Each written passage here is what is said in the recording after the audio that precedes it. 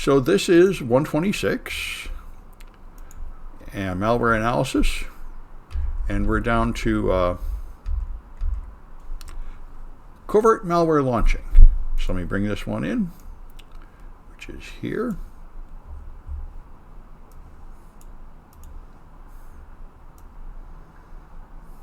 All right. So, now in the old days, like I remember there was a famous attack, you could just see it in Windows Task Manager, and it would tell you have 3 minutes before your machine's going to restart. Blaster worm, I think. And then it would say you have 2.5 minutes, then 2 minutes, and you'd be rushing to Task Manager to kill it. It would just launch a process, run it in Task Manager, and you could just see it there. Now that's pretty simple-minded and not very, and that's pretty easy to block. So now they try to do it with covert launching. You launch a process without it making it easy to find the process and stop it. So you use special malware to launch it. So this either launches it by itself or it prepares it to launch later, and it conceals this behavior. So it contains the malware that it's going to load, but it's not ready to execute directly in this executable, so it's not perceived as an executable by your antivirus. It's perceived as a data section or something, just some code up there which is not executable and not treated that way. So you put it in the resource section or something like that, and you might even compress or encrypt it, and then your anti-malware won't perceive it as a running process or even an executable. So you now use APIs like find resource, load resource, side of resource, and then you unpack it and load it in a memory, which is something we've done here if you look at the manual unpacking of compressed executables that we've done. All right, so you can then inject it into a process that's already there. This is the most popular way to do it. DIL injection is the easiest and most possible, or easiest and most common. Direct injection is more difficult, but sneakier. So you inject code into a running process, so you will not see a new process in Task Manager, but a process that's already running will gain extra functionality and do the malicious thing. So it's going to call virtual alloc-x to allocate space in somebody else's memory and then write to it. DIL injection is the main way you do it. So you inject code that calls load library, and that forces it to load a library. Now you can load a library dynamically during execution. That's the whole point of dynamic link libraries, so that's not perceived as an outrageous thing by the operating system. And once you load it, it will run DIL main to prepare the DIL for use, and the simplest thing would be to just put your malware right there in DIL main, which, as we saw, is what Metasploit does when it makes a malicious DIL. All right. So, for example, you might have the Windows Firewall. Now, the Windows Firewall is quite intelligent. It can block not only ports, it can block ports by process. So it can say Explorer is allowed to go to port 80 and port 443 on the internet, but other processes are not allowed to. That's a pretty easy thing to set up in Windows Firewall. So you might find that your malware cannot reach the internet. So instead of directly getting to the internet, your malware loads a malicious DIL and injects it into iExplore, which then loads the DIL, and now you can reach the internet because you're running under a different process with different permissions. And the same thing applies for privilege escalation and anything else. That's why injecting into somebody else's process is a cool thing to do, and if you take in the pen testing classes, you do this. If you get a Meterpreter shell on a box, you migrate to another process, like Explorer or Notepad or something, commonly to hide, so it's hard for the user to tell where you are and stop you. Could you do the same sort of process injection on Linux? Yes, I would imagine. I've not done it.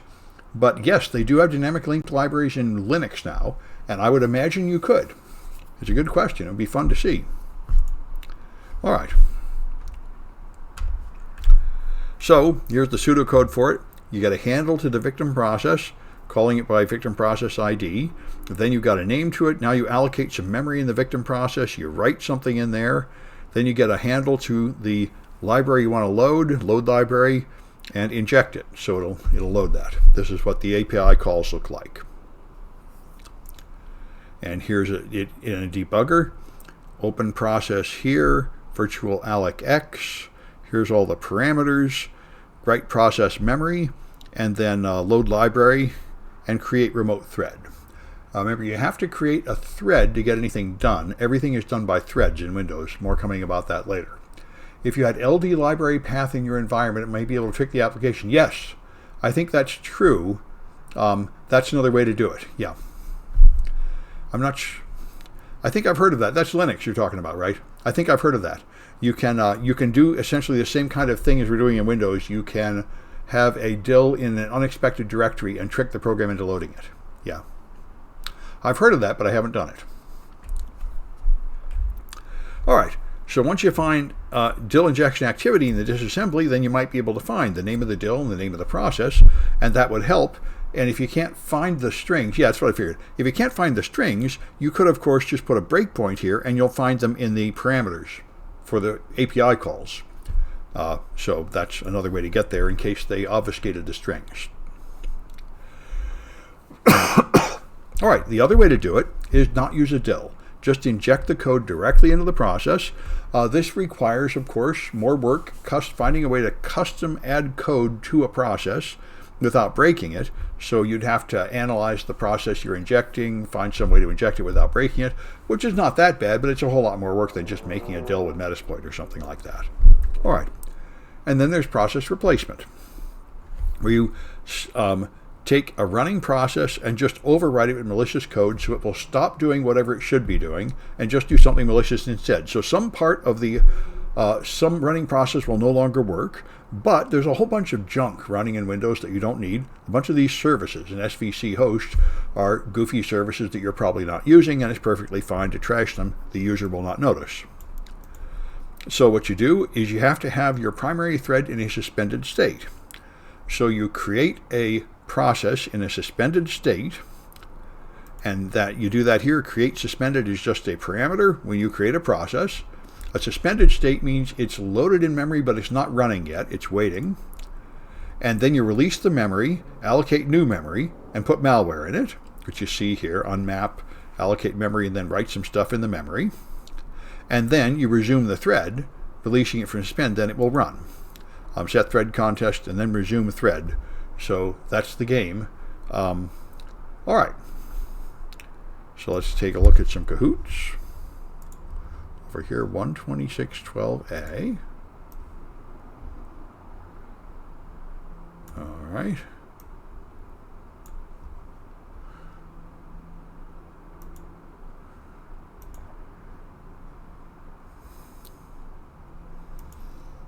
All right, that looks good enough.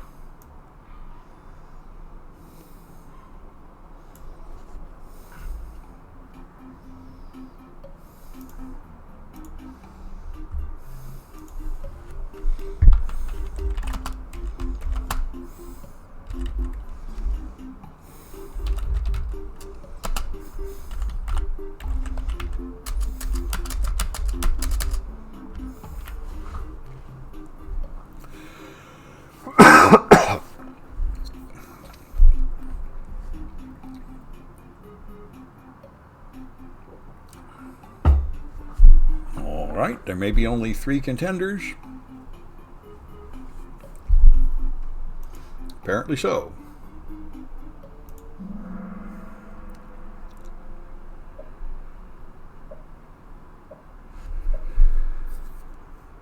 All right, so where do launchers get the code?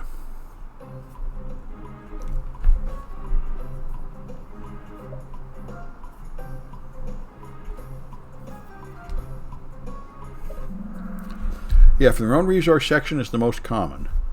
I actually wrote one for the malware analysis for the incident response class where I did this. I had other files bundled with the launcher, but they typically put it in the resource section.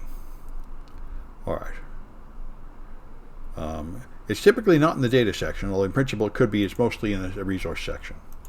All right. Where's the suspended state used?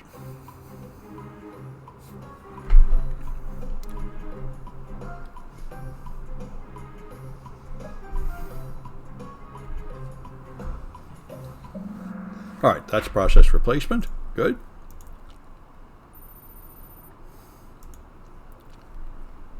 All right, which one requires the most customized code?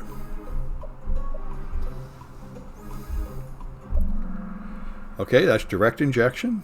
Yep.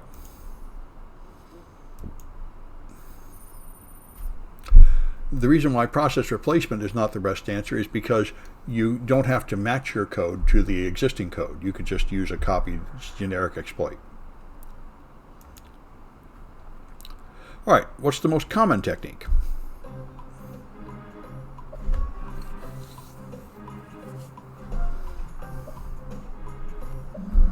DIL injection?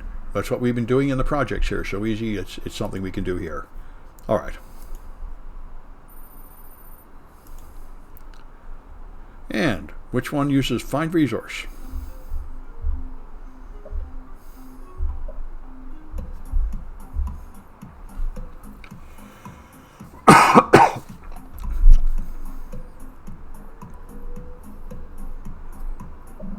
That's resource extraction. Good.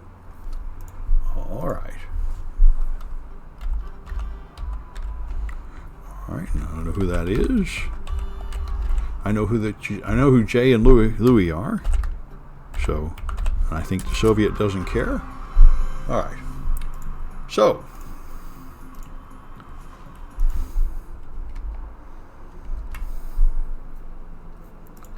all right. So let's talk about hook injection. And so Windows hooks intercept messages. You have many things going on in your computer, and they're sending signals from one to the other, like calling them on the phone to tell them to do things. Same thing's true of Android, by the way, where they call these things intents.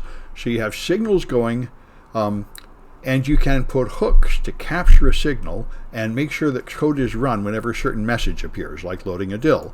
So it looks like this. The user does something like type the keyboard or move the mouse. That creates events. The Windows operating system turns that into messages. It sends messages out. Hey, somebody typed a key.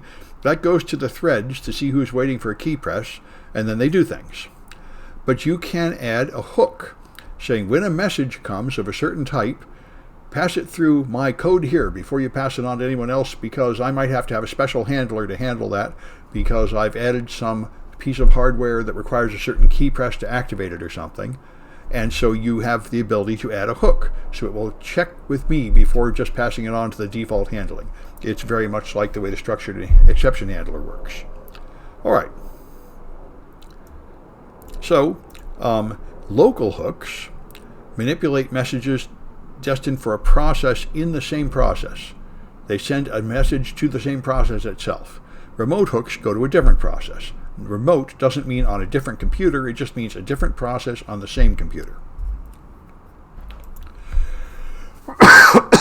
So high-level hooks, remote hooks require that it's an exported function contained in a DIL available to multiple threads. Low-level remote hooks require that the hook procedure is contained in the process that installed the hook. Not that it really matters to us, various versions of hooks. All right, and so if you want to make a keylogger, for example, you have to capture procedures like this, and you can make hooks on these signals, WH keyboard, WH keyboard, LL. These are signals that go out when a key press is made. And so you can have a type of hook, point to the procedure, the handle to the DIL, the thread ID, and then you call the hook procedure has to do whatever it wants to do, which in this case we record the keystroke, and then call next hook X to continue through the other hooks to make sure that you're not breaking the operating system. If you forget to do that, your hook will break the keyboard. You'll type key presses, it'll go to your hook process, and it will not then be forwarded to normal key processing, so the user will notice and reboot their machine and scan it for malware and all that jazz. So you could load into all threads, but that would really be a big burden. Then your extra code is running with every thread, and there's many processes, and every process has multiple threads typically. So you want to do that for keylogger to get all the keystrokes, but most malware you only target a certain thread.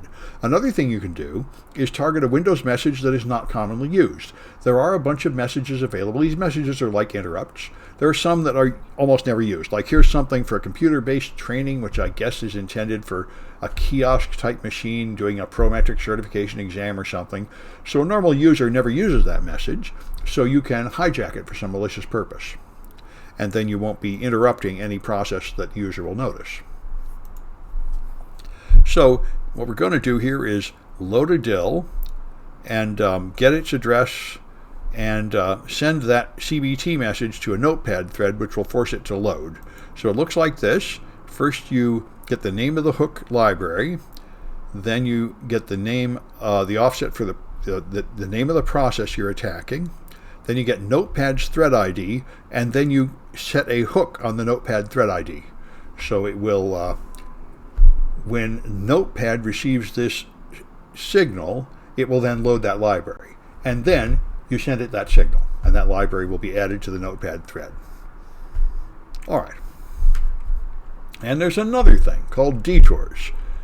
Detours, I don't understand what this is for, although it sounds kind of like it's to make software that's not intended for this version of Windows run on this version of Windows, because it lets you replace the entire import table with a different import table, which makes me think it's something you would do to make something like a Windows 95 code run on Windows 10 or something.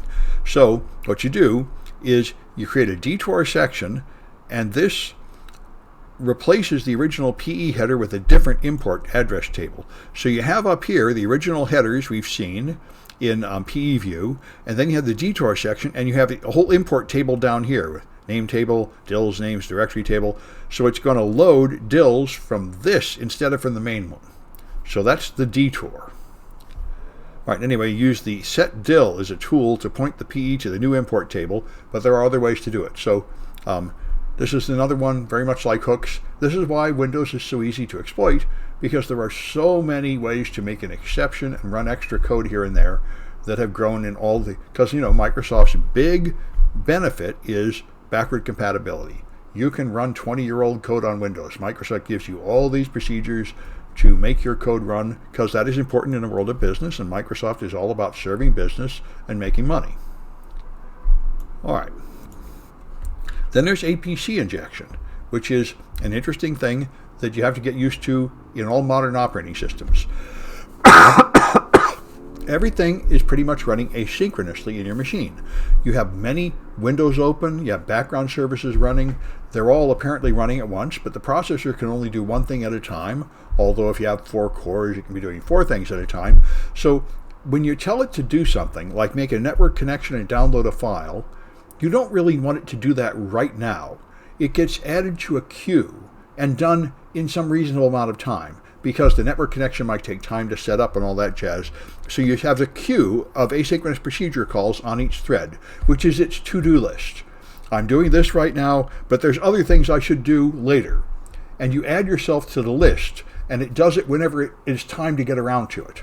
That's normally how you run everything. You don't demand that it happen right away. You put it in the queue so it will happen when other things that are ahead of it in the queue are done. So when the thread is in an alterable state, then it can go and run the other tasks. So when it says waiting for something or sleeping, then this thread will go look to see, well, I'm waiting for something, so while I'm not doing that, I'll go to my to-do list and do some of that stuff. So it goes to the APC list. All right. And just the one, yeah. All right, so you can have kernel mode APCs or user mode APCs, and you can inject processes in the APC. Just adds it to the to-do list of some thread to act. So if you do it from user space, you use queue, user APC, to add your APC to the queue. And this is the most common call in the Windows API, is wait for single object. Every time a thread is waiting for something, it calls wait for single object, and then it goes to the APC to do other things, and that's what they're all doing. Every thread, you have thousands of threads moving forward, and each one of them is waiting for something almost all the time, and then when things come in, they move forward, and that's how you make your machine efficient. So the threads that can move forward, go forward, and the ones that are waiting for something, wait. This is the process by which the multi-threaded operating system can give us the sensation that we're running multiple processes at the same time. So you just have to add your malware to the queue of a thread, and then the thread will eventually get around to running your malware. And of course, when I say eventually, it's probably talking about milliseconds under normal circumstances. So you have a handle to the thread, you define the function, you have parameters if necessary, and then you do an injection. So you open a thread and you queue your thread. And then it will someplace you have a handle to here's the handle to the thread that you're attacking. And so you had a thread ID up here, so you figured out which thread you want to add to the queue. You add it to the queue, and now that thread will get around to it before long. All right. And typically it's SVC host. That's commonly what you do. A nice process that's sitting there running with system privileges and probably doing 10 other things anyway, so you'll be fine for it to do one more. You can also do it in kernel space. By the way, if you want to execute userland code from kernel space, that's hard to do directly. APC sounds similar to non-blocking I/O. Yes, I think it is. Once again, I'm not that much of an expert in Unix, but yeah, it's pretty much the same thing. I've seen it in non-blocking networking code. Yeah, it's the same kind of process.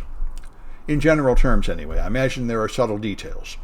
Anyway, so this is what you do. If you want to run userland code from kernel land, you insert it into the APC queue from kernel land, and then it will run in a userland process later.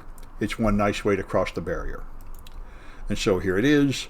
It initializes APC and then inserts an APC job on the queue.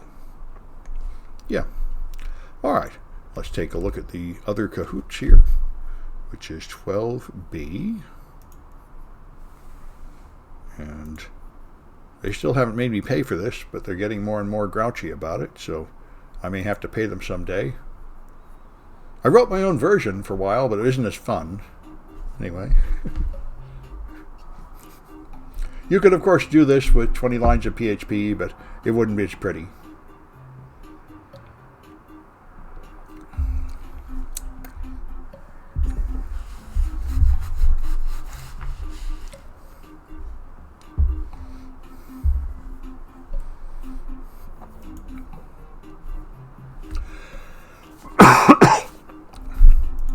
All right.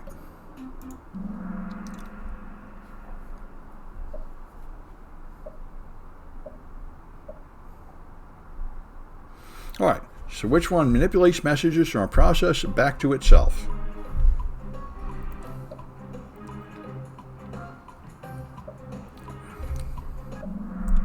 That's a local hook. And of course, that might sound senseless, but it isn't, because you have multiple threads in a process. So it's really one thread talking to another thread, I believe. All right. All right, which one would hook all processes?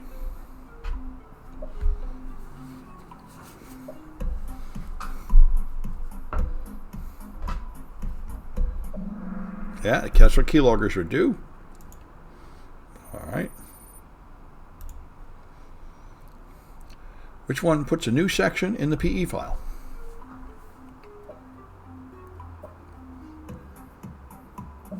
Yep, that's the detour. Good. And what technique is used by kernel mode to execute userland code?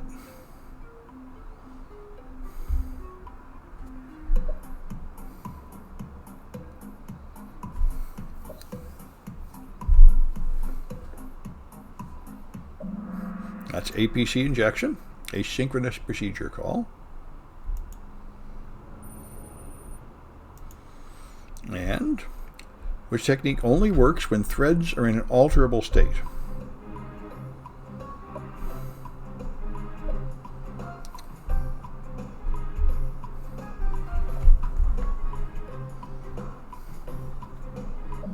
Yeah, it's APC injection. You add to the list when it's in an alterable state, which most of them are most of the time, which means it's waiting, not currently running. All right.